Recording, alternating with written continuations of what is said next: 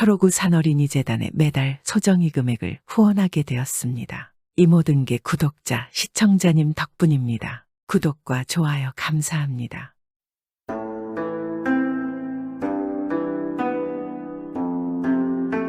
옛날 옛적에 아주 효성이 깊은 돌쇠라는 젊은 사내가 가난한 살림에 늙고 병든 어머님을 모시고 살고 있었습니다. 돌쇠는 늘 나무를 해다가 팔아서 어머니를 봉양했습니다. 어느 날 돌쇠가 나무를 열심히 하고 장터에서 나무를 팔았는데 그날따라 돈을 많이 벌었습니다. 효자 돌쇠는 생각했습니다. 이야 오늘 돈을 많이 벌었으니 오랜만에 우리 어머니께 고기를 사다가 고깃국을 끓여서 몸보신을 시켜드리자. 돌쇠는 큰 맘을 먹고 고기 파는 곳으로 가서 어머니 고깃국 끓여드릴 고기를 사가지고 집으로 돌아가고 있었습니다. 귀한 고기를 손에 잘 들고 고깃국을 먹고 기운을 차리실 어머니의 모습을 생각하며 너무 기쁜 마음으로 돌쇠는 언덕을 오르고 있었습니다. 그런데 갑자기 언덕에서 매서운 바람이 아주 세게 불었습니다. 뭐야 왜 이리 바람이 이렇게 센 거야? 돌쇠는 것은 바람에 당황하고 있다가 그만 그 바람에 손에 든 고기를 놓쳤습니다. 고기는 그대로 바람에 이끌려서 대굴대굴 언덕 아래로 굴러내려가 강물에 빠지고 말았습니다. 안 돼 내 고기. 어머니 고깃국 끓여드릴 고기인데 이거 어떡하지? 돌쇠는 너무나 분했습니다. 그래서 눈물까지 흘리며 바람에게 외쳤습니다. 야 이놈의 바람아 내 고기 다시 돌려놔. 내 고기 내놔. 그게 어떤 고기인데? 돌쇠는 그저 붕풀이로 외치는 것이었으나 정말 신기하게도 바람에서 목소리가 들려왔습니다. 돌쇠야 나는 내 고기를 가져온 일이 없지만은 너의 사정이 딱하니 내가 너에게 이 보자기를 하나 주노라. 돌쇠가 들려오는 말소리에 당황해하고 있는데 갑자기 어디선가 바람에 노란 보자기 하나가 날아와 돌쇠의 얼굴을 덮었습니다. 돌쇠가 얼굴에 들러붙은 보자기를 떼어내어 보니 노란 여느 흔한 보자기였습니다. 이럴 수가. 바람이 나한테 이 보자기를 준 것인가? 바람이 말을 하다니 가만 그럼 이거 무슨 보물이라도 되려나? 돌쇠는 고기를 잃어버린 슬픔도 있고 그 보자기를 들고 두근거리는 마음으로 집으로 돌아갔습니다. 아니 가만히 있어봐. 그런데 이 보자기는 뭐에 써야 되는 거지? 돌쇠는 그 보자기를 들고 펄럭펄럭 흔들어 보기도 하고 머리에 꽁꽁 싸매어 보기도 하고 이것저것 해보았지만 뭘 해야 할지 몰랐습니다. 그냥 흔한 보자기를 주었는데 내가 너무 큰 기대를 한 것인가? 돌쇠는 실망해서 보자기를 옆에 내려놓고 누워 계신 어머니를 보았습니다. 언제부터 주무셨는지 모르겠으나 단잠에 빠져 계신 듯하였습니다. 요즘은 기력이 없어서 부쩍 그렇게 밤이나 낮이나 잠만 주무시는 모습을 보기가 힘들었습니다. 어머니 드릴 고깃국 한 그릇만 있으면 어머니께서 기운을 좀 차리실 텐데 오늘 바람에 고기를 놓치지 않았다면 지금쯤 우리 어머니에게 고깃국을 드릴 텐데 다 이 모든 게 못난 내 탓이구나. 그런데 그때였습니다. 갑자기 환한 빛이 보자기 위에 나타나더니 빛이 사라진 뒤에 떡하니 고깃국이 담긴 밥상이 놓여져 있었습니다. 어이 이럴 수가. 이게 뭐야? 정말 신기한 보자기였구나. 아이 세상에 너무 신기해라. 돌쇠는 그 고깃국을 잘 옆에 놓아두고 또 다른 것들을 해보기 시작했습니다. 보자기야 옷을 내어라. 보자기야 돈을 내놔라. 하지만 보자기에서는 옷이나 돈이 나오지 않았습니다. 이상하네. 아무것도 안 나오네. 그럼 그냥 탁주나 한 병 내라. 그런데 그때였습니다. 또 보자기에서 환한 빛이 나왔고 보자기 위에 탁주 한 병이 있었습니다. 아 이럴 수가. 이 보자기는 원하는 음식이 나오는 보자기로구나. 돌쇠는 드디어 보자기의 신기한 능력을 알고 그것을 이용하여 늘 배불리 음식을 먹고 어머니도 배불리 먹여드릴 수 있었습니다. 그렇게 며칠이 지나고 어느 날 돌쇠가 또 나무를 해다가 장터에 내다 팔고 집으로 돌아오는 길이었습니다. 돌쇠의 집은 좀 멀었기에 종종 들르는 주막집에서 하룻밤 묵기로 하였습니다. 어떻게 저녁상을 봐드릴까요? 주모의 물음에 돌쇠는 고개를 저었습니다. 아닙니다. 걱정 마세요. 나는 다 수가 있습니다. 돌쇠의 대답에 주모는 고개를 갸우뚱하고 방을 나왔습니다. 그러나 주모는 돌쇠가 뭘 먹으려고 저러나 싶어서 슬쩍 문틈으로 방 안을 보았습니다. 그런데 웬걸 돌쇠가 보자기를 이용해서 음식을 만들어내고 있는 것이었습니다. 아니 저 보자기가 보물보자기네. 가만 저 보자기만 있으면 내가 음식을 만드는 수고를 하지 않고도 온갖 음식을 만들어서 팔 수 있는 거 아냐? 주모는 그 보자기를 훔쳐야겠다. 주모는 나쁜 마음을 먹고 돌쇠의 방으로 새벽에 조심스럽게 다가갔습니다. 그리고 돌쇠가 곤히 자는 틈을 타서 몰래 비슷한 다른 보자기를 가져다 놓고 그 신기한 보자기를 훔쳐냈습니다. 돌쇠는 그런 줄을 모르고 다음날 일어나 아침을 먹으려고 보자기에게 아침상을 봐달라고 하였는데 보자기에서는 아무것도 나오지 아니하였습니다. 이게 뭐야? 아니 왜 안 되는 것이지? 이 보자기 잘못된 것 아니야. 아유 얼마나 썼다고 바람이 나를 놀리는 것이야. 돌쇠는 갑자기 화가 나서 언덕으로 갔습니다. 그리고 바람에게 소리쳤습니다. 아니 보물 보자기를 줬으면 그래도 잘 쓰게 해줘야 되는 거 아닙니까? 이렇게 며칠만 쓰고 능력을 없애는 것은 또 무슨 심보입니까? 놀리는 것도 아니고 정말 너무합니다. 그러자 또 바람에서 소리가 들려왔습니다. 어찌된 영문인지는 모르겠으나 그렇다면 이번엔 이 숫달글 주마. 이 숫달근 수다가 숫달과 돈을 내어라 하면 너에게 돈을 줄 것이야. 이번에는 잘간수하거라 그닥은 돈을 많이 벌게 해줄 것이야. 그리고 순식간에 바람에 숫닭 한 마리가 날아와서 돌쇠의 품에 덥석 안겨버렸습니다. 아유 세상에 돈을 주는 숫딸기라고? 가져가서 바람이 말한 대로 해봐야겠다. 돌쇠는 돈이 나온다는 말에 전보다도 더 기뻐하며 숫닭을 끌고 안고 집으로 돌아가다가 잠시 힘이 들어서 어제 묵었던 주막에 또 들어갔습니다. 주모는 다시 돌아온 돌쇠를 보고 흠칫 놀랐으나 모르는 척하고 돌쇠를 반갑게 맞아주었습니다. 아이고 또 오셨네. 이번엔 웬 숫딸기입니까? 아니 뭐 그냥 어떻게 하다 보니까 수닭을 데려오게 되었습니다. 방은 있죠? 아유 그럼요 이리 오세요. 따뜻한 방으로 드릴게요. 주모는 아무리 봐도 돌쇠의 품에 안긴 숫딸기 또 뭔가 신기해 보였습니다.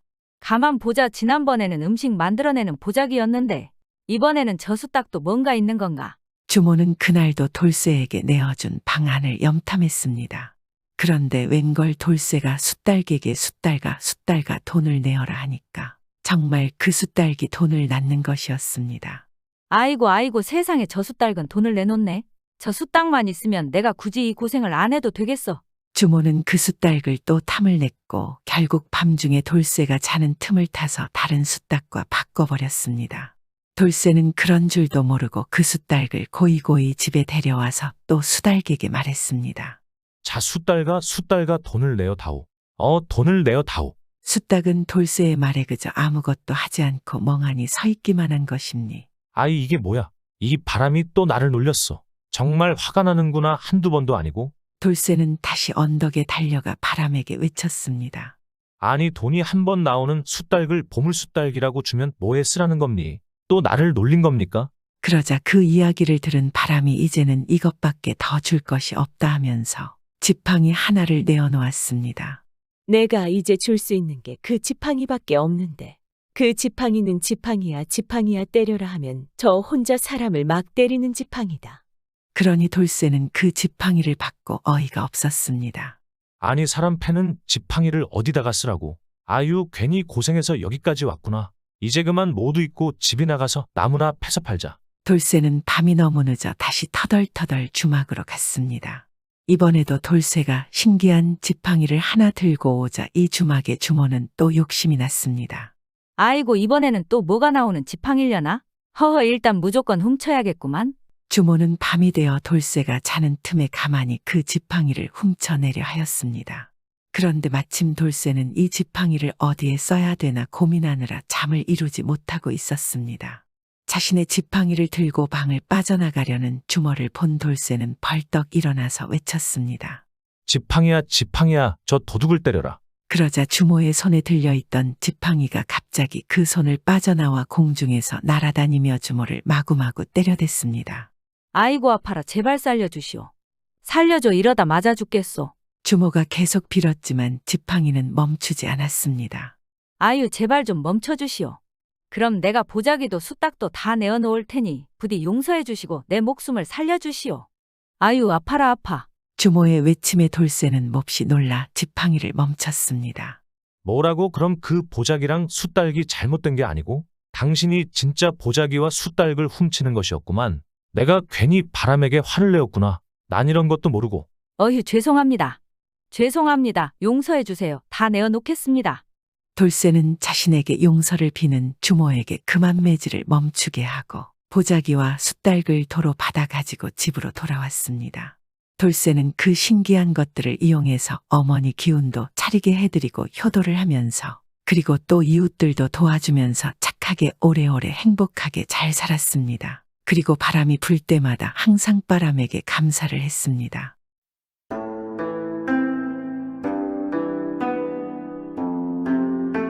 옛날 옛적 한 시골에 한 농부가 살았습니다. 그 농부는 40이 넘어 자식을 보았는데 그의 이름을 돌쇠라고 지었습니다. 그런데 돌쇠가 4살 잡는 해 돌쇠의 아버지 농부는 급병으로 세상을 뜨고 말았습니다. 돌쇠의 어머니는 돌쇠를 잘 키우라는 남편의 유언을 생각하고 애비 없는 과부의 자식이라도 세상 쓸모있는 뛰어난 인재로 키우리라고 이를 악물었습니다. 그러나 손이 발이 되게 닥치는 대로 밤낮 헤매고 일했으나 하루 세끼 입에 풀칠하기도 어려웠습니다. 아무리 돌쇠가 금지옥엽 같았으나 잘 먹일 수도 잘 입힐 수도 없었습니다. 그러니 어머니의 마음인들 오죽하겠습니까? 더 기막힌 것은 어느덧 돌쇠가 10살이 되었으나 서당방 문어기에도 못 가고 등짐 나무꾼으로 된 것이었습니다. 어머니는 돌쇠를 보고 가슴이 쓰라려 눈물이 비오듯 하였습니다. 이 모습을 본 돌쇠는 어머니 소원대로 저도 공부하겠습니다 하니 어머니는 천진한 돌쇠의 마음을 상하게 하지 않기 위해 눈물을 닦으며 그래 우리 돌쇠 장하지 하며 서글픈 웃음을 지으며 격려하였습니다. 그 후 돌쇠는 아침 일찍 산에 가서 나무를 하고는 서당방 옆에서 글 공부를 하는데 며칠 들으니 천자문을 환하게 알았습니다. 어느 날 그는 어머니 앞에서 그새 배운 천자문을 무르르든 마지막 자까지 거침없이 외웠습니다. 어머니는 모르기는 해도 돌쇠가 아주 잘 읽는 것 같았습니다. 제 자식이 귀하여 남보다 총명해 보이기는 하나 확실히 뛰어나게 총명하여 글 공부만 잘 시킨다면 쓸모있는 사람으로 될 것 같았습니다.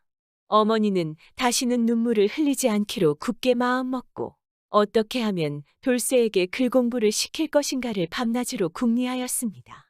아무리 궁리해봐도 서당원장에게 사정해보는 것밖에 다른 수가 떠오르지 않았습니다. 그때 이 고장에 반백 넘은 엄한 김은장이라는 분이 계셨습니다. 어머니는 한번 큰 마음을 먹고 김은장을 찾아갔습니다. 김은장을 찾아간 어머니는 차마 입이 떨어지지 않아 머리만 숙이고 있었습니다. 점잖고 엄한 김은장이 웬일인가 하고 거듭 물으니 그제서야 어머니는 자기도 모르게 눈물을 흘리고는 돌쇠를 공부시키지 못하는 사정 이야기를 하며 어떻게 하든 김은장님이 글 공부만 시켜주시면 앞으로 그 은혜에 보답하겠노라 하며 조심히 말을 꺼냈습니다. 김은장은 탄식하며 정 글 공부를 시키려면 짬짬이 글을 가르칠 터이니 어떤가 하며 물었습니다. 돌쇠의 어머니는 너무도 반가워 이 은혜 백골란망이나 아무것도 없으니 감사의 절이나 받으시라고 하며 진심으로 훈장에게 절을 하였습니다. 김은장도 어머니의 정성에 감동하여 눈에 이슬이 맺히더니 방울방울 눈물을 흘리며 돌쇠의 신세가 내 어릴 때와 같은지라 세상 뜻인 모친님 생각나서 이러니 늙은 게 주책없다 나무라지 마시오 하며 애써 눈물을 닦았습니다. 이리하여 돌쇠는 서당방에 들어가게 되었습니다. 글 공부를 시작한 돌쇠는 어찌나 총명했던지 하나를 들으면 둘을 아는지라 김은장은 못내 탐복하며 가르침에 정성을 쏟았습니다. 김은장은 돌쇠를 애지중지하면서도 귀한 자식 매 하나 더 때리랬다고 더욱 엄하게 가르쳤습니다. 조금만 등한시해도 절대 용서가 없었습니다. 하루는 돌쇠가 그만 이 생각 저 생각하다 김은장의 가르침을 귓등으로 들었습니다. 김은장이 대노하여 돌쇠를 바로 꾸짖었습니다. 돌쇠야, 무슨 생각을 그렇게 하고 있느냐? 벌써 3번째로다. 손을 어서 내밀어라. 돌쇠가 어느 명이라고 거역하겠습니까? 돌쇠가 손을 내미니 김은장은 손바닥에 바늘을 꽉 꽂아놓고 어머니 앞에 가서 빼고 오라고 하였습니다. 돌쇠는 아프다는 소리도 못 내고 눈물을 비오듯이 쏟으며 한밤중에 집으로 달려가 문 앞에서 훌쩍거렸습니다. 어머니는 깜짝 놀라 문 밖에 나와 이 광경을 보고 이를 악물더니 집에 들어가 송곳을 바늘 옆에 꽂아놓고 훈장님 앞으로 가라고 하였습니다. 돌쇠가 김훈장 앞에 이르러 바늘과 송곳을 꽂은 손바닥을 받쳐들고 흐느끼니 김훈장은 머리를 끄덕였습니다. 그리고는 돌쇠에게 물었습니다. 그래, 이제 알만하냐? 예, 알만하옵니다. 김훈장은 바늘과 송곳을 뽑고 손을 동여주고 말했습니다. 사람이란 글 공부를 해야 남이 업신여기지 않게 되고 큰 뜻을 이룰 수 있는 것이로다. 내가 아직도 정신을 못 차리니 어찌 통탄스럽지 않겠느냐? 김훈장의 엄한 가르침에 돌쇠는 크게 깨닫고 눈물을 닦으며 훈장님 가르침 가슴 깊이 새기겠노라고 하며 머리를 조아렸습니다. 이후로 돌쇠는 열심히 글 공부를 하니 2년도 못 가서 맹자, 대학 수학까지 통달하고 글을 써도 봉황이 날개 펼칠 듯 천하 명필이었습니다. 이렇게 되자 김훈장은 돌쇠를 불러놓고 말했습니다. 이제 이만큼 하면 내게서는 더 배울 게 없도다. 이제는 집을 떠나야겠도다. 서울로 올라가거라. 돌쇠는 김훈장 앞에 엎드려 이만큼 배운 것도 훈장님 덕분인데 한푼없이 서울로 갈 수 없으니 아쉬운 대로 글 공부를 그만두겠노라고 하고는 눈물을 비오듯이 흘렸습니다. 돌쇠야, 눈물을 어서 닦고 내 말을 듣거라. 김훈장은 자그마한 보따리를 꺼내놓고 말했습니다. 내가 평생 모은 돈량이 이것이로다. 이것을 가지고 서울에 올라가 보거라. 서울에 올라가면 큰일을 못하더라도 원하는 구경이라도 할 것이 아니더냐. 나는 이제는 늙었구나. 내가 세상에 나가서 공을 이루면 내 평생 뜻을 이룬 것처럼 기쁘겠구나. 그 후로 돌쇠는 훈장님의 깊은 뜻을 헤아리며 어머니와 김훈장에게 마지막 인사를 하고 서울길로 떠났습니다. 돌쇠가 훈장님이 주신 보따리를 들고 서울길로 떠난 지 사흘이 지났습니다. 하루는 한낮이 되어 너무도 피곤하여 길가 그늘에서 한잠 자고 일어나니 자신의 보따리가 온데간데 없었습니다. 당황하여 사방을 둘러봐도 보따리는 찾을 수 없었습니다. 몸에 동전 한 푼 없으니 서울로 올라간다는 것이 기막힌 일이었습니다. 그렇다고 김훈장과 어머니의 부탁을 생각하니 돌아설 수도 없었습니다. 돌쇠는 문전걸식하면서라도 서울로 올라가 보리라고 굳은 마음 먹고 빈몸으로 계속 서울길을 걸었습니다. 돌쇠가 한 마을에 이르니 산기슭에 어마어마한 기와집이 있었습니다. 돌쇠는 생각해보니 이런 집에 들어가면 크게는 몰라도 한때 배불리 얻어먹을 수 있을 것 같아 줄인 배를 졸라매고 힘을 내서 그 집으로 향하였습니다. 때마침 키가 훤칠하고 반백에 가까운 인자한 양반이 팔자 걸음을 하며 나오고 있었습니다. 돌쇠는 좋은 기회라 얼른 대문간에 들어서며 양반에게 공손히 말하였습니다. 대감님께서 너그러이 생각하사 집 없이 떠돌아다니는 저를 불쌍히 여기요. 밥 한 끼 주시면 안 되겠습니까? 양반은 웃음을 띠며 머리를 끄덕였습니다. 응? 과연 불쌍한 사람이로군. 어서 우리 집에 들어가자. 돌쇠가 집 안에 들어서니 양반은 하인을 시켜 푸지만 상을 차려주는데 과연 산의 진미가 차고 넘쳤습니다. 돌쇠가 배고픔에 허겁지겁 밥을 먹고 있는데 양반이 곁에 앉아 이것저것 물었습니다. 돌쇠는 집으로 돌아갈 생각을 하지 않은지라 사실대로 말하지 않고 일가친 척 없는 외톨이 신세로 올 때 갈 데 없노라고 대답하였습니다. 그러자 양반은 그에게 물었습니다.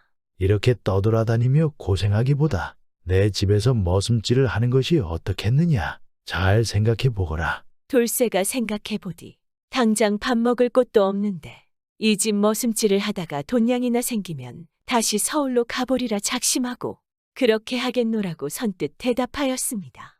이리하여 돌쇠는 이날부터 양반네 머슴이 되었습니다. 머슴이 되고 보니 자신의 생각과는 완전 달랐습니다. 하루 종일 불떼기, 나무 패기, 아침에 일어나면 요강 갈기, 마당 쓸기.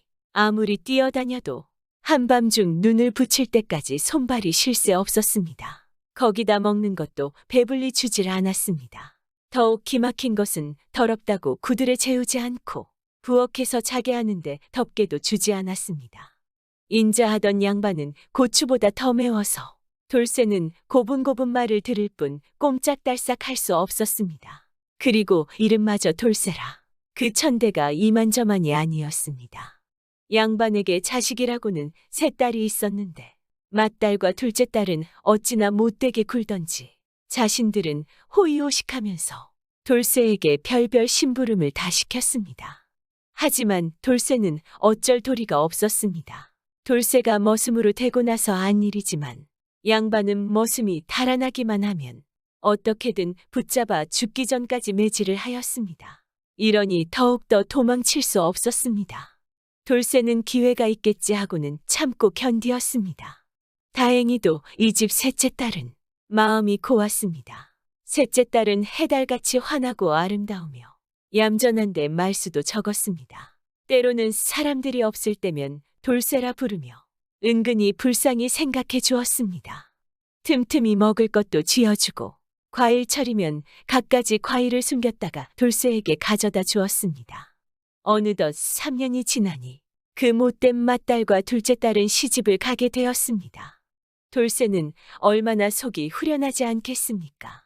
셋째 딸은 남몰래 돌쇠를 챙겨주고 돌쇠는 셋째 딸을 공경하니 시간이 지나면 지날수록 은근히 정이 오가게 되었습니다.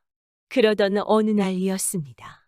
양반은 하인들을 데리고 친척 집으로 가게 되니 그 집에는 셋째 딸 그리고 돌쇠만 남게 되었습니다. 셋째 딸은 좋은 기회라 생각하고 돌쇠에게 세수를 시키고 머리를 빗겨주고 보니 과연 세상 둘도 없는 미남이었습니다. 셋째 딸이 탄식하며 말했습니다.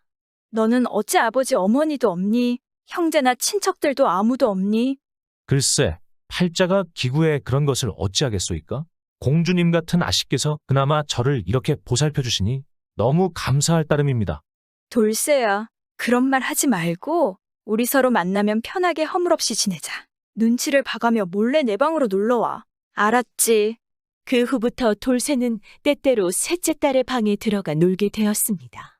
셋째 딸이 차츰 함께 놀며 보니 돌쇠가 미남일 뿐 아니라 남달리 총명하였습니다. 그리하여 불쌍하게 생각했던 것이 조금씩 사람으로 변하게 되었습니다. 그러나 돌쇠가 종이라 뛰어넘을 수 없는 현실을 잘 알고는 남몰래 더욱 속이 타고 있었습니다. 애가 탄 셋째 딸은 돌쇠에게 말했습니다. 돌쇠야, 너 글 공부를 해보지 않겠니? 글 공부를 해서 뭘 하겠니? 어차피 천한 신분인데. 글 공부를 해서 과거를 보면 되지? 그러면 너도 삶이 변화될 수 있을 거야. 언제까지 머슴으로 살 순 없지 않겠어. 하지만 글 공부를 한들 돈 한 푼 없는데 어떻게 제대로 할 수 있겠니? 셋째 딸은 그것쯤은 자기가 대줄 수 있는데 그 대신 자기를 잊지 말아달라고 신신당부하였습니다. 그리고는 정말로 글을 배울 준비를 해주니 그제서야 돌쇠는 어려서 서당방에 좀 다녀 몇 글자 안다고 솔직히 이야기하였습니다. 또한 돌쇠에게 글을 써보라 하니 붓대를 받아들고 술술 써내려가는데 과연 옥필이지 않겠습니까? 셋째 딸은 놀라면서도 기쁨을 감출 수 없었습니다. 그날 저녁 돌쇠와 셋째 딸은 바다가 마르고 돌이 썩더라도 한 번 먹은 마음 변치 말고 죽어도 살아도 함께 살자고 백년가약을 맺었습니다. 양반은 제 집 머슴과 셋째 딸이 백년가약을 맺었을 것이라고는 꿈에도 생각 못했습니다. 하루는 돌쇠가 감쪽같이 없어졌습니다. 양반이 노발대발하며 수소문하였으나 찾을 길이 없었습니다. 그도 그럴 것이 달 밝은 밤 셋째 딸이 몰래 지워둔 새 옷을 갈아입히고 깔끔히 정돈해 주었으니 누가 보아도 선비로 보였진 남의 집머슴이 도망친 것으로 볼 수가 없었습니다. 이제 과거 시험은 2달 남짓 남았습니다. 돌쇠는 떠나면서 셋째 딸에게 말했습니다. 내가 하늘 끝에 가더라도 그대를 잊지 않을 거야. 내가 과거에 급제하면 바로 돌아올게. 그때까지 조금만 기다려줘. 셋째 딸은 눈물을 닦고 머리를 저었습니다. 아니, 급제 못해도 돌아와. 급제 못하고 돌아오면 둘이 함께 정처 없이 도망해서라도 백년해로 하도록 하자. 이 약속은 꼭 지켜줘. 돌쇠는 흐느끼는 셋째 딸을 위로하고 서울길을 떠났습니다. 이렇게 떠나버린 돌쇠를 어떻게 찾을 수 있겠습니까? 돌쇠가 떠나자 셋째 딸은 날마다 장원급제하게 해달라며 두 손 모아 돌쇠를 위해 빌었습니다. 어느덧 2달이라는 시간이 지나고 과거 시험이 끝났지만 여전히 돌쇠는 돌아오지 않았습니다. 셋째 딸은 돌쇠를 기다리며 눈물로 하루하루를 보냈습니다. 하지만 이때 뜻밖의 일이 일어나고 말았습니다. 양반이 싱글벙글하며 들어오더니 고을 사또의 맏아들과 혼수를 정했다고 셋째 딸에게 알려주었습니다. 아버지를 잘 아는 셋째 딸은 다른 말은 못하고 흐느끼기만 하였습니다. 그러다가 그래도 혹시나 하고 용기를 내어 아직 부모 슬하에 있고 싶으니 제발 이 혼사를 그만둬달라고 빌어보았습니다. 양반은 펄쩍 뛰며 당치 않은 잡생각을 하지 말라고 타이르고는 횡하니 나가버렸습니다. 혼사가 사흘 앞으로 다가오자 셋째 딸은 죽어야 할지 살아야 할지 고민이 이만저만 아니었습니다. 그 다음 날이었습니다. 돌쇠는 누더기 옷을 걸치고는 알거지가 되어 양반 집으로 돌아왔습니다. 양반은 돌쇠를 보자 대노하며 펄펄 뛰었습니다. 이 고약한 놈! 어디로 도망쳤다가 이렇게 돌아왔는고? 돌쇠는 양반 앞에 엎드려 이마를 조아리며 천하를 돌아보니 그래도 여기가 제일 후하기에 이렇게 찾아왔으니 제발 불쌍히 여겨 다시 머슴으로 받아달라고 손이야 발이야 빌었습니다. 그제서야 이 양반은 화가 절반쯤 사그라지며 말했습니다. 괘씸한 녀석, 한 번이자 마지막으로 용서한다. 저 마구간에 가서 자면서 말을 거두거라. 돌쇠는 바로 굽신거리며 마구간으로 물러갔습니다. 셋째 딸은 돌쇠가 돌아왔다는 소식에 정신을 번쩍 차렸습니다.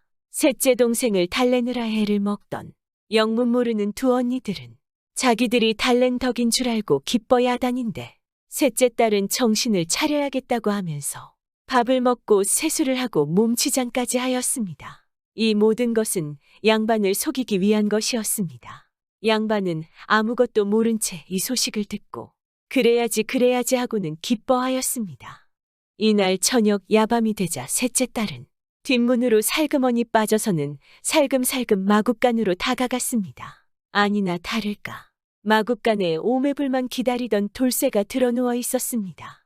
셋째 딸은 너무도 좋아서 꿈인가 생시인가 하며 돌쇠를 붙잡고 기쁜 눈물을 흘리며 어서 자기 방으로 가자고 하였습니다. 한숨을 쉰 돌쇠는 기쁜지 슬픈지 고개를 갸웃거리더니 셋째 딸을 따라 나섰습니다. 셋째 딸이 제 방에 이르러 촛불을 밝히고 보니 소문과 조금도 다름없이 돌쇠가 세상 알거지가 되어 있지 말입니다. 셋째 딸은 서러움에 겨워 입을 열었습니다. 어쩌면 우리 팔자는 이리도 기구하지. 그래, 과거 시험은 어떻게 됐어? 돌쇠는 서글픈 미소를 짓더니 탄식하고 말했습니다. 과거 시험이 다 뭐야. 어쩌다가 도적으로 몰려 포졸들에게 붙잡혀 들어가 몰매를 맞고 돈냥까지 몽땅 털리고 옥살이하다 겨우 나왔어. 그 후 두루 돌아다니며 문전 걸식하다가 그래도 당신이 보고 싶어서 이렇게 한 걸음에 달려왔지. 이 말을 들은 셋째 딸은 이를 악물었습니다. 우리 죽어도 살아도 함께 살자고 했으니 우리 함께 도망가자. 그게 정말이야. 돌쇠는 두 눈이 휘둥그레지며 물었습니다. 그럼 내가 거짓말을 하겠어? 어서 빨리 도망가자. 돌쇠는 머리를 끄덕이며 대답했습니다. 그래, 나도 마구간에 말똥 냄새가 나고 추워서 더 이상은 있지 못하겠어. 우리 내일 바로 도망치자. 그러자 내일이라는 말에 셋째 딸은 내일이면 혼산날인데 안 돼요 하며 다급히 말했습니다. 하지만 돌쇠는 이 상황을 다 알고 있었던지라 조금도 놀라지 않고 말했습니다. 하늘이 무너져도 솟아날 구멍이 있다는데 아직 하늘이 무너지지 않았으니 근심할 게 어디 있어. 내일 아침 북적거릴 때 내게 방법이 있으니 그때 도망가자. 단단히 준비하고 있어. 그리고는 돌쇠는 황급히 자리를 떠나 마구간으로 향했습니다. 다음 날 아침 혼사 준비로 양반 집을 들썩이고 있는데 돌쇠가 어정어정 양반에게 걸어오더니 말했습니다. 대감님, 마구간이 말똥 냄새가 나고 추워서 더 이상은 있지 못하겠습니다. 양반은 이 말을 들으니 어이가 없지 않겠습니까? 바로 성을 내며 말했습니다. 야, 이 녀석아! 내 놈에게는 거기도 궁궐인 줄 알아라! 대감님, 저도 사람이 아니겠습니까? 정 그러신다면 저는 딴 데로 가겠습니다. 무엇이 어찌고 어째? 도망쳤다 돌아온 것을 주리를 틀지 않은 것만 해도 고마운 줄 모르고 이같이 무례하다니! 야, 이 녀석아! 양반은 돌쇠의 좌우 귓쌈을 사정없이 후려쳤습니다. 그리고는 여봐라 이놈 엎어놓아라 하며 하인들에게 명령하니 하인들은 바로 돌쇠에게 달려들어 그를 엎어놓았습니다. 그 후 매질을 하려는 순간 벌떡 일어나더니 암행어사 출도요라고 외치며 가슴에 마패를 꺼내들었습니다. 그 순간 양반과 하인들은 순간 놀라 얼음이 되고 말았습니다. 아침이 되어 도망치려고 보따리를 들고 나섰던 셋째 딸은 이 광경을 보고 꿈이냐 생시냐, 꿈이면 깨지 말라고 가슴 졸이다가 정말인지라 너무 기뻐서 얼씨구 절씨구 하며 덩실덩실 춤을 추었습니다. 그리고는 역시 내 서방님이지 하고는 돌쇠의 앞에서 절을 하는 것이었습니다. 돌쇠는 황급히 셋째 딸을 부축해 일으키고 나를 끝까지 믿어줘서 고마워하며 대견스레 지그시 바라보았습니다. 그 후 돌쇠는 악착스러운 양반의 재산을 몰수하였습니다. 그 뒤로 돌쇠는 양반의 셋째 딸을 데리고 고향으로 돌아가 혼례를 치르고 어머니와 김운잔을 모시고 정사에 힘쓰며 평생을 행복하게 살았습니다. 신분의 높고 낮음 없이 끝까지 믿어주니 이게 진정한 사랑이 아니겠습니까? 오늘도 행복한 하루가 되시길 바라봅니다.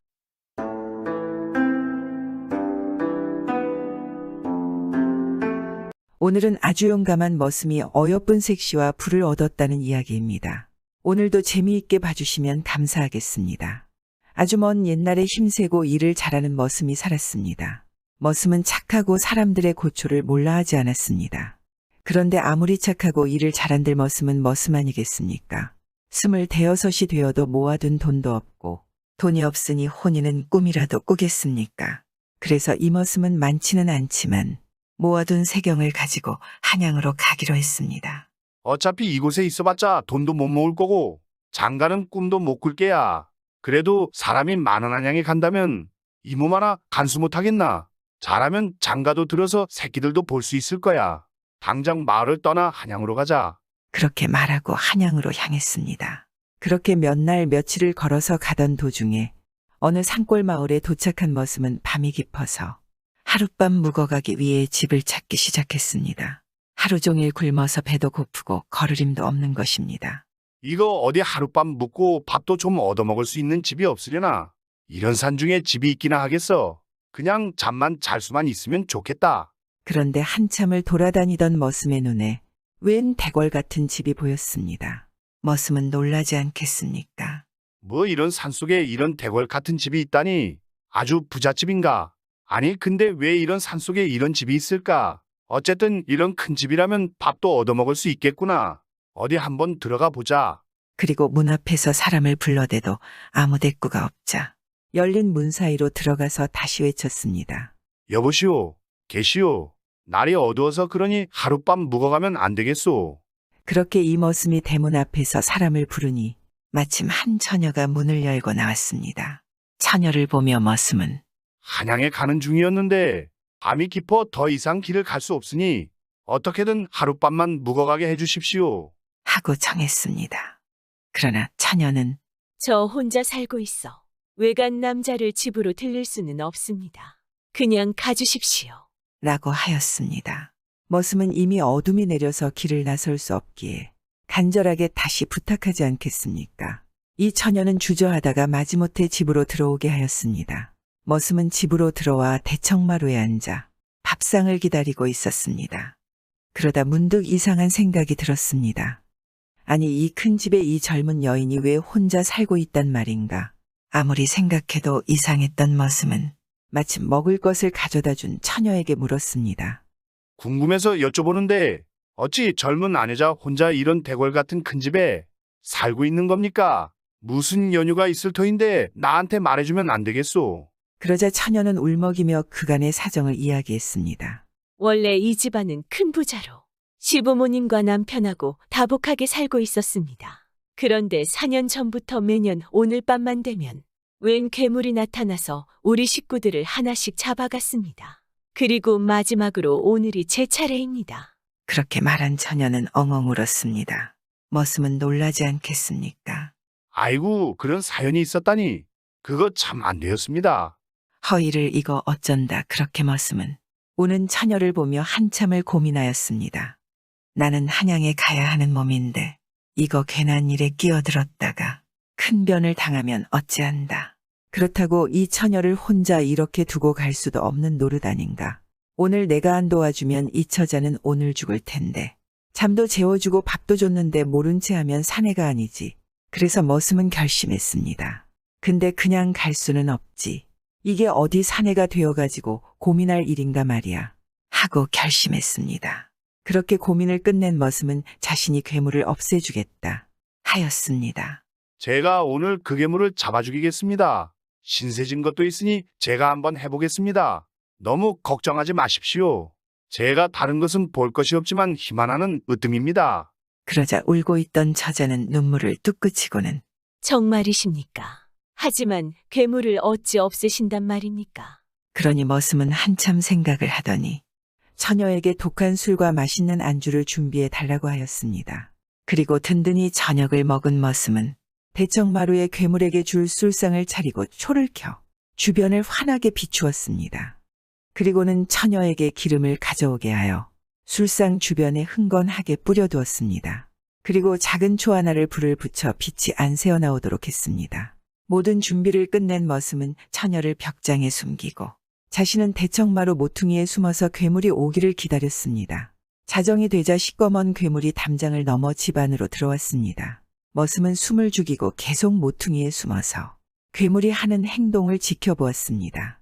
이 괴물은 처녀의 방 안으로 들어가려다가 마침 대청마루에 차려진 술상을 발견하더니 그곳으로 가서는 술과 안주를 마구 먹기 시작하였습니다. 머슴은 숨을 죽이고 계속해서 괴물을 지켜보았습니다. 그렇게 한참을 독한 술과 안주를 먹던 괴물은 얼마 지나지 않아 술에 잔뜩 취해서 잠이 들었습니다. 이때를 놓치지 않고 머슴은 숨겨두었던 초를 괴물에게 던졌습니다. 그러자 술상이 차려진 대청마루가 온통 시뻘건 불이 타오르는 것입니다. 그러자 그때서야 잠에서 깬 괴물이 하늘이 울리도록 비명을 지르는 것입니다. 괴물은 비명을 지르며 고통스러워하며 숨어있는 머슴에게 달려들었습니다. 하지만 잔뜩 술에 취하고 온몸이 화상을 입어서 그런지 괴물의 행동이 무척 더디었습니다. 머슴은 힘이 아주 강하기에 이 괴물에게 맞서 싸울 수 있었습니다. 주변에 무기가 될 만한 낫과 도끼를 들고 머슴은 사정없이 휘둘렀습니다. 이렇게 이 괴물과 정신없이 한바탕 싸움을 하였습니다. 그리고 괴물은 몸 여기저기에 큰 상처를 입게 되었습니다. 괴물은 이제 싸움을 포기하고 도망을 치려고 하는 것입니다. 머슴은 이것을 놓치지 않고 준비한 명주실로 괴물의 몸에 묶었습니다. 이 괴물은 정신이 없어서 피를 흘리며 도망갔는데 이때 괴물의 몸에 걸린 명주실 고리가 풀리면서 숲속으로 따라가는 것입니다. 머슴은 이제 되었다고 생각하고 마루에 턱 걸쳐 앉았습니다. 아무리 힘이 좋은 머슴이라지만 엄청난 괴물과 싸우니 힘이 다 빠지지 않았겠습니까? 머슴이 의식을 잃고 쓰러지자 다락방에 숨어있던 처자가 나오는 것입니다. 처자는 놀라고 기뻐서 머슴을 황급하게 자기 방에 옮기고 지극히 간병을 했습니다. 다음 날 날이 밝자마자 머슴은 정신을 차리고 괴물을 잡기 위해 명주실을 따라갔지 않겠습니까? 명주실은 산속 깊은 곳에 버려진 절간 뒤에 있는 커다란 동굴 속으로 이어져 있었습니다. 아무래도 이곳이 괴물의 본거지인가 보구나. 이 안에 무엇이 있을지 모르니 함부로 들어갔다가는 큰일이 날 수 있다. 이렇게 생각하지 않겠습니까? 머슴은 섣불리 들어갔다가는 자신이 당할 수 있다는 생각이 들었기에 동굴 입구에 마른 나무를 쌓고 불을 지르기 시작했습니다. 그러니 얼마 후 동굴 속으로 불에서 나온 독한 연기와 뜨거운 불기운이 들어가기 시작하지 않겠습니까? 한참 후에 요란한 소리가 들려오며 동굴 속에서 웅크리고 있던 괴물이 굴 밖으로 뛰쳐나왔습니다. 그러자 굴을 빠져나오며 굴 앞에 있는 불에 몸이 훨훨 타기 시작했고 고통에 몸부림치다가 결국 쓰러져서 죽었습니다. 이 머슴이 밝은 낮에 다시 보니 괴물은 천년을 묵은 커다란 지렁이였습니다. 그렇게 천년 묵은 지렁이를 물리친 머슴은 동굴 속으로 들어가 보았습니다. 지렁이에게 죽임을 당한 사람들의 수백 개의 백골들이 널려 있고 백골 사이에 커다란 풀들이 자라고 있었습니다. 머슴은 풀들을 하나씩 파보니 놀랍게도 갓난 아기만한 삼삼들이 즐비해 있었습니다. 머슴이 어렴풋이 보아도 수백 개는 돼 보이는 것입니다. 머슴은 기뻐하며 처녀에게 돌아가 이 사실을 알렸습니다. 그러자 처녀는 아주 기뻐하지 않겠습니까?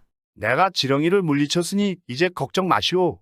이제는 맘 편히 살 수 있을게요. 정말입니까? 정말 고맙습니다. 덕분에 제가 살 수 있었지만 그런데 가족도 없는 몸으로 앞으로 이 험한 세상을 어찌 살아가야 한답니까? 갑자기 처자가 눈물을 흘렸습니다. 머슴은 동굴 속에서 발견한 삼삼 이야기도 했습니다. 그리고 처자에게 내 비록 가진 거라곤 힘뿐이었지만 이제는 삼삼도 얻었으니 내 식소를 굶기는 일은 없을 겁니다. 내가 이곳을 지나 한양에 가려 한 것도 다 장가가기 위함인데 하룻밤이지만 이런 인연을 맺은 것도 다 하늘이 뜻 아니겠소. 처자만 허락한다면 나랑 함께 살면 안 되겠소. 라고 말하자 처자는 기쁨의 눈물을 흘리면서 어차피 저야 도련님 아니었으면 어제 저 세상에 갈 것인데 제가 뭐라도 보답을 할 수 있다면 비록 혼례를 한번 치른 저라도 괜찮다면 저는 정말 고맙지요. 이렇게 해서 무작정 장가가기 위해 떠난 머슴은 이쁜 신부도 얻고 큰 집에 커다란 재물을 얻었다는 이야기입니다. 아무것도 희망이 없는 머슴이 무작정 새로운 길을 찾으니 새 인생이 열린 것입니다. 요즘 우리들도 정말 힘들고 희망이 안 보인다면 이 머슴처럼 새로운 길을 찾아 나서면 어떨까요? 혹시 압니까? 뜻하지 않은 좋은 일이 생길지 모르지 않겠습니까?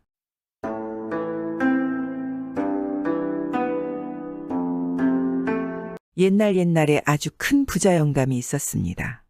그런데 부자는 아들이 없이 오직 딸만 하나 있었습니다. 부자는 이 딸을 아주 애지중지 키웠는데 좋은 혼처가 있어 일찍 시집을 보냈습니다.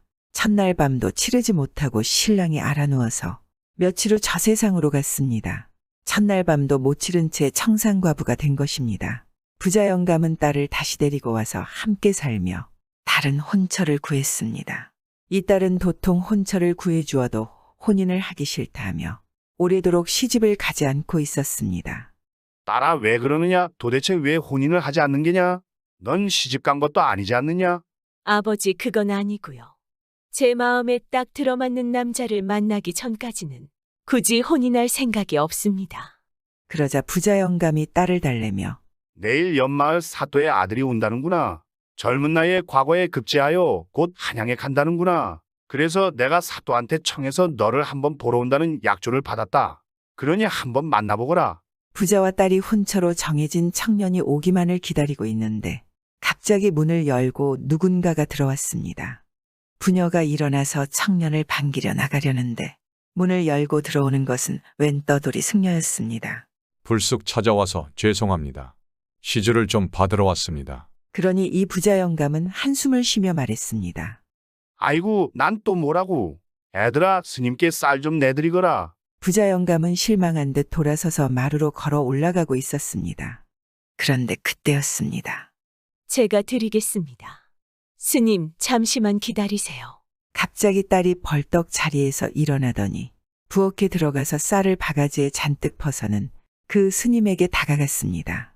부자는 갑자기 평소에 안 하던 행동을 하는 딸을 이상하게 쳐다보았습니다. 그러다 문득 딸의 눈빛을 보고는 이 부자는 손을 벌벌 떨었습니다. 스님의 보따리에 쌀을 넣어주고 있는 딸의 눈빛은 연모에 가득한 것입니다. 딸은 바로 시주를 온 스님에게 한 번에 사모하게 되었습니다. 그리고 부끄럽게 스님에게 말하는 것입니다. 스님, 그러지 말고 잠시 들어오세요. 오셔서 식사도 좀 하고 가시지요. 그러자 부자 영감이 당황하며 마당으로 달려나오며 말했습니다. 얘야 딸아 그게 무슨 소리냐? 곧 손님이 오신다. 스님 죄송합니다. 이만 가주시면 좋겠습니다. 곱귀한 손님이 오셔서. 그러니 스님은 그대로 발길을 돌려 가버렸습니다. 딸은 스님이 떠나가 버리니 그대로 다리가 풀려서 주저앉아 버리고 말았습니다. 부자 영감이 하인들과 간신히 딸을 마루로 옮겨서 앉히고 뒤이어 들어온 청년을 맞이했습니다. 하지만 이미 딸의 눈은 잔뜩 풀려 있고 아무것도 보이지 않는 듯 아무 생각도 없는 듯 하였습니다. 얘야 딸아 손님이 오셨다. 거 좀 말 좀 해보거라. 부자 영감이 슬쩍슬쩍 눈치를 주어도 이 딸은 정신을 차리지 못했습니다. 자신을 앞에 두고 딴 생각을 하고 있는 이 딸을 보다 못한 청년은 말했습니다. 아무래도 제가 잘못 온 것 같습니다. 그만 가보겠습니다. 뭐 이런 경우가 다 있습니까? 하도 사정해서 왔는데 지금 뭐 하는 것입니까? 그렇게 청년은 떠났고 딸은 인사조차 하지 않았습니다. 그런 일이 있고 결국 딸은 상사병에 제대로 걸리고 말았습니다. 스님하고 어찌 이어질 수 있겠느냐? 내가 웬만하면 너의 말을 들어주겠으나 이건 아니지 않느냐? 너도 생각을 좀 해봐라. 어찌 승려가 혼인을 할 수 있겠느냐? 부자 영감은 자신의 딸에게 열심히 설득해 보았지만 딸은 말을 듣지 않았고 이 상사병은 날이 갈수록 심해져서 열까지 펄펄 끓게 됐습니다. 그러니 부자 영감이 의원을 불러다가 진맥을 짚게 했습니다. 의원은 한숨을 쉬며 저는 몸의 병을 고칠 수는 있지만 마음의 병은 고칠 수가 없습니다. 따님은 이대로는 얼마 못 버팁니다. 이렇게 말하는 것입니다. 그러니 하나밖에 없는 무남동녀 외동딸이 죽을까봐 걱정이 된 이 부자 영감은 할 수 없이 스님을 찾아가게 되었습니다. 부자는 스님에게 무릎을 꿇고 빌기 시작했습니다. 스님, 이것이 말도 안 되는 이야기이기는 하나 제 딸이 스님을 너무도 연모하여 지금 상사병에 걸렸습니다. 이대로는 곧 죽을지도 모릅니다. 제발 제 딸의 목숨을 구해 주십시오. 제 딸과 혼인만 해주시면 제가 무엇이든 하겠습니다. 이 절이라도 다시 지어드리라면 제가 지어드리고요. 시주로 제 전 재산을 내놓으라면 내놓겠습니다요. 부디 제 딸과 혼인을 해주십시오. 그렇게 부자 영감은 며칠을 절 앞에서 무릎을 꿇고 빌었습니다. 하지만 스님은 계속해서 그럴 수 없다고 거절하지 않겠습니까? 그딱한 상황은 이해합니다. 허나 저는 이미 출가한 몸입니다.